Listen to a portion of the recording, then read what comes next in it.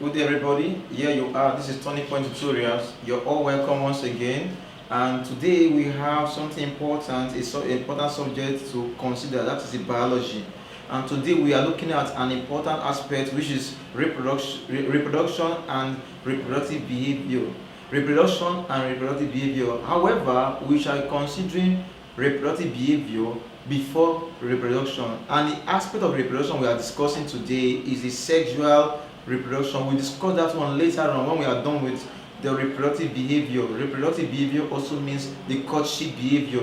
But before then, let us see what reproduction is. What is reproduction? Reproduction is defined as a process whereby living organisms reproduce or give birth to their own kind, their offspring, so as to maintain the continuity of their continuity from generation to generation. Let me take it once again. Reproduction is defined as a process whereby living organisms give birth or reproduce their offspring so as to maintain the continuity of their species from generation to generation. That means if there is no reproduction, there is no maintenance, there is no continuity of a particular species all through generation. That will lead to an extinction, a wiping out of that kind of species of living organism. But right here we are looking at the first thing first, and that is reproductive behavior, or that we can also say courtship behavior. What is courtship behavior?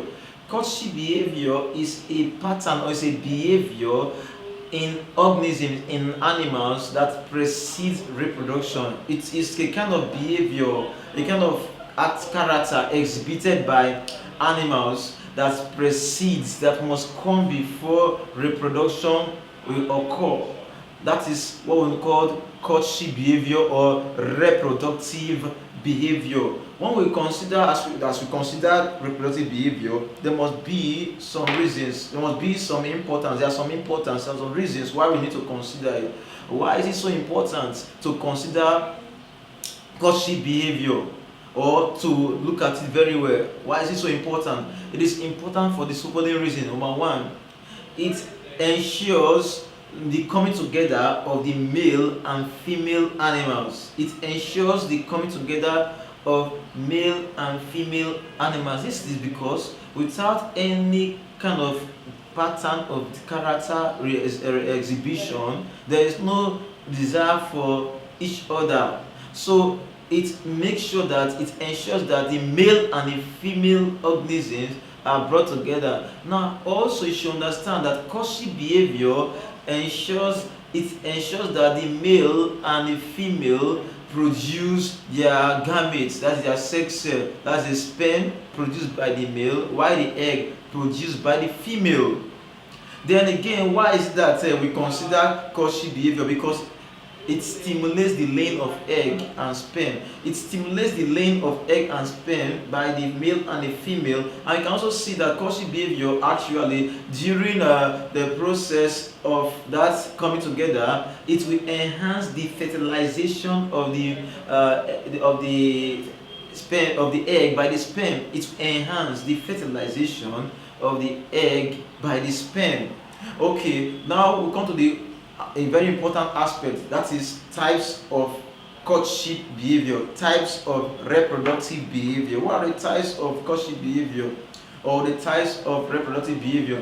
One of them to consider is pairing. Please get it right. Pairing is one of the types of courtship behavior, reproductive behavior. Then number two to consider, and that's display.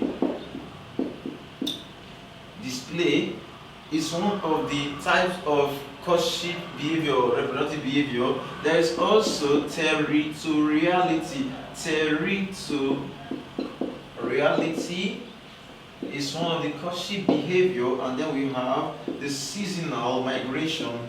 Seasonal migration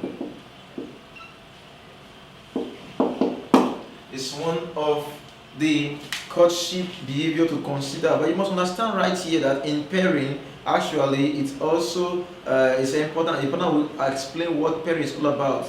It's actually the come together of the male of a male organism of the same species, male and female organism of the same species, come together to work together and separating itself from a group of other animals so as to form a kind of relationship that will lead to reproduction. So pairing is the coming together of male and female organism of the same species separating themselves from other group so as to form a pair, a union, a relationship that will later on end in reproduction.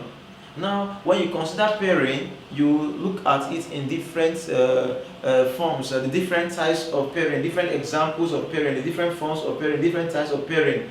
There is a pairing in termites. Termites pair, the male and the female termites come together, they form a pair.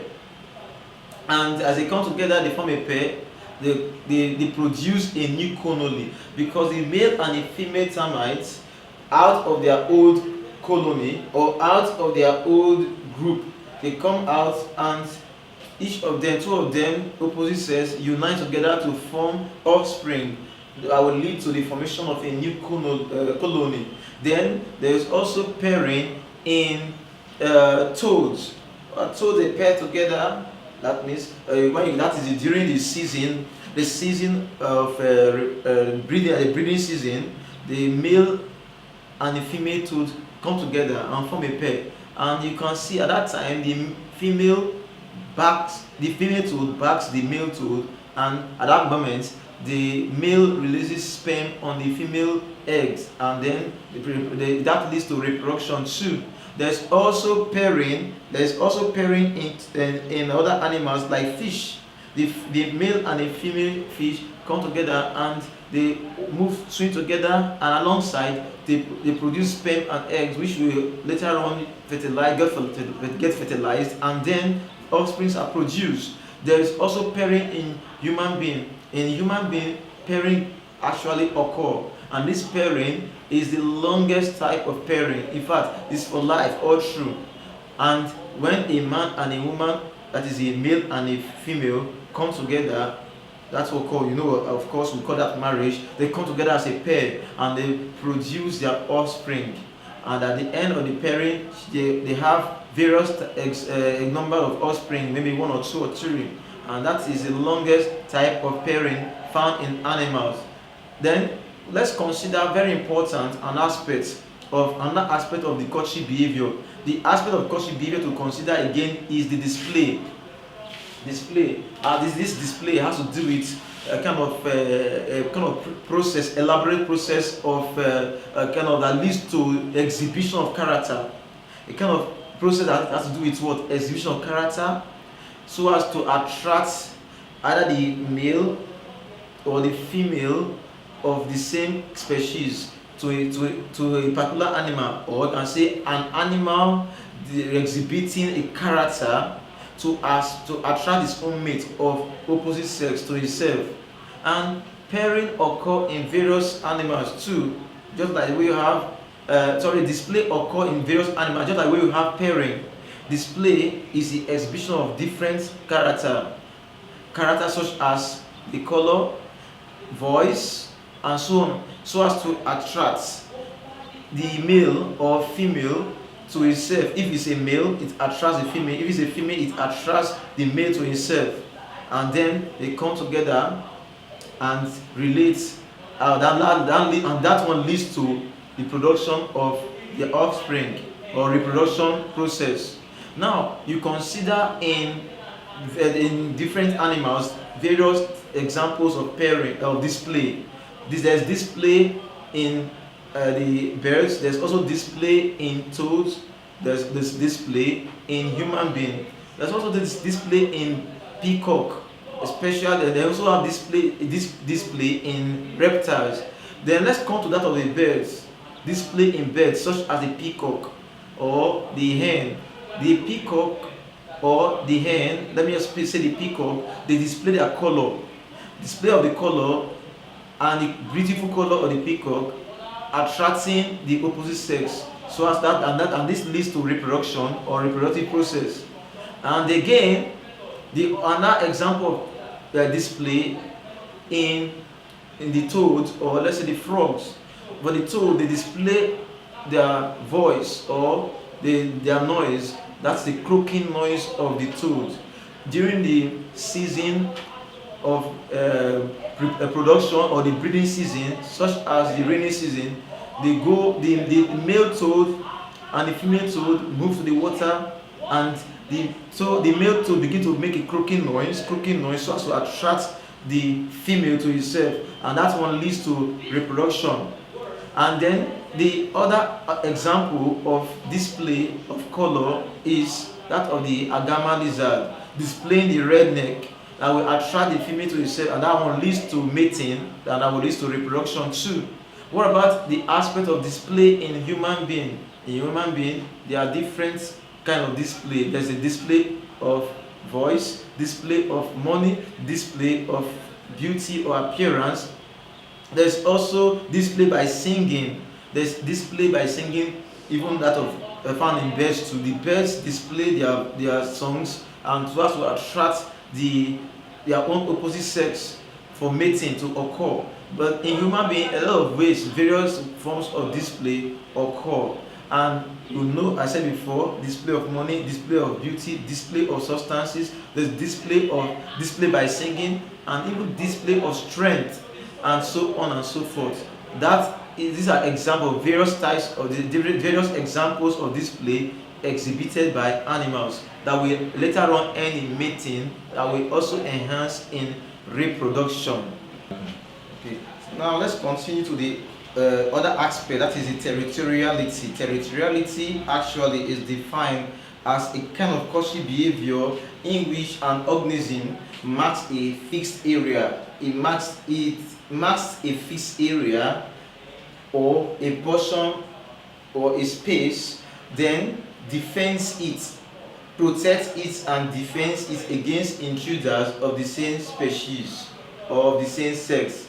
I said once again, territoriality is a kind of courtship behavior in which an organism marks out or it marks a fixed area, protects it, and defends it against intruders of the same species or of the same sex.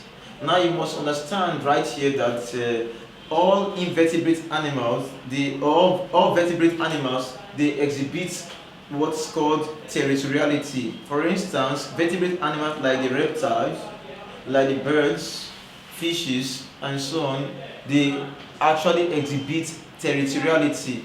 Let's consider the case of the reptile, like the agama lizard.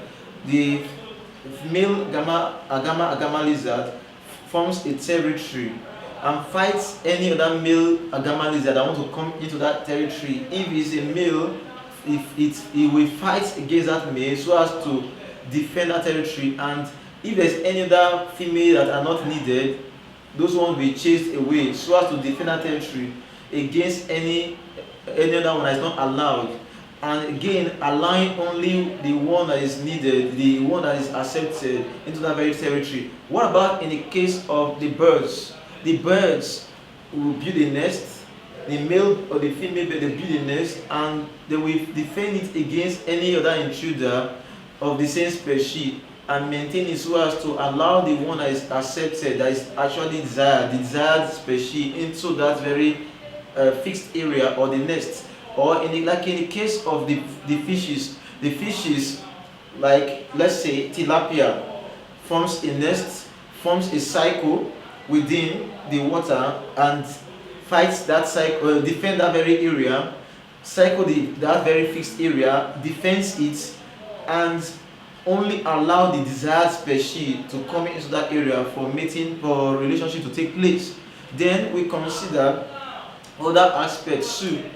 Even that of the human being can also form a territory and protect it against any other intruder of the same species or the same kind of sex that we want to come in to intrude.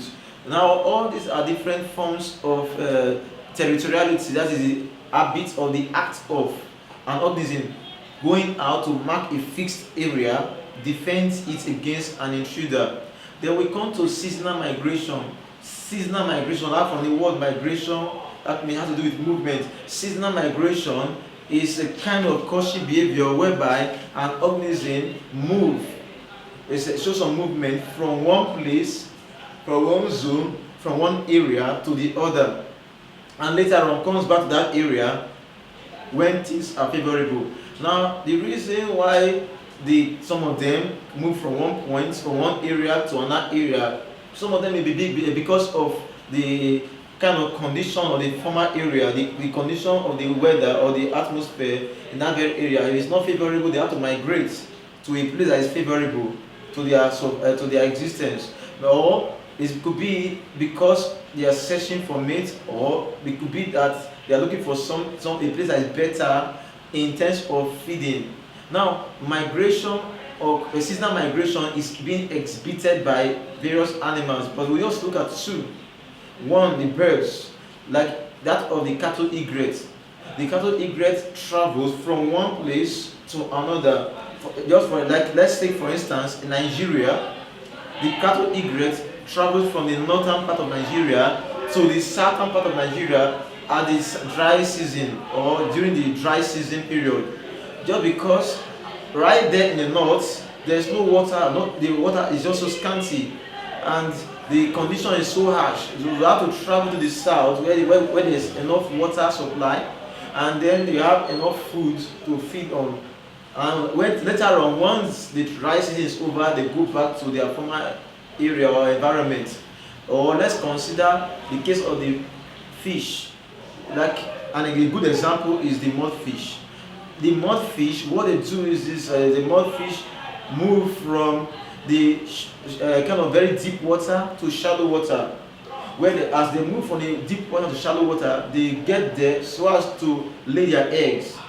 And you know quite well that the laying of the eggs will help to prevent other mudfish from entering in from the deep water to the shallow water to go and eat up the young ones, the offspring of the mudfish.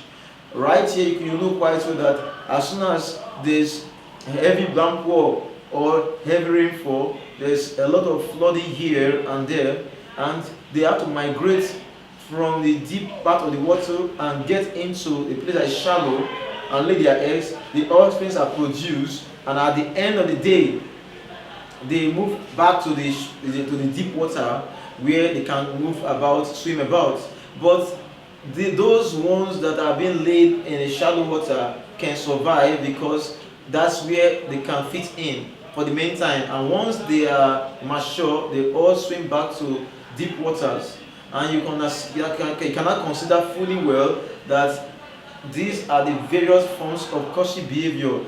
In the case of the seasonal migration for the birds, that period of the migration to a bird can move from one place to another place for a favorable condition where they will live their life, and at the end that will lead to mating and reproduction, where they will get in contact with other opposite sex and reproduce. What about in the case of the seasonal migration for the fishes? As they're migrating from one place to another, they can also exhibit pairing along as they migrate, and the eggs are laid in a place that is okay or favorable for the offspring to survive.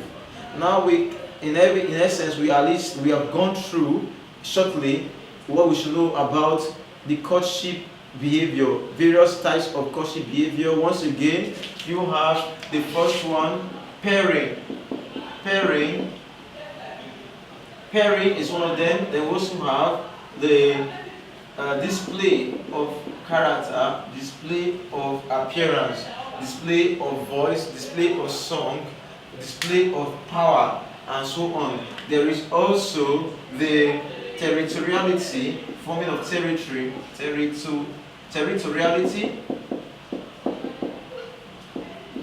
and then finally seasonal migration.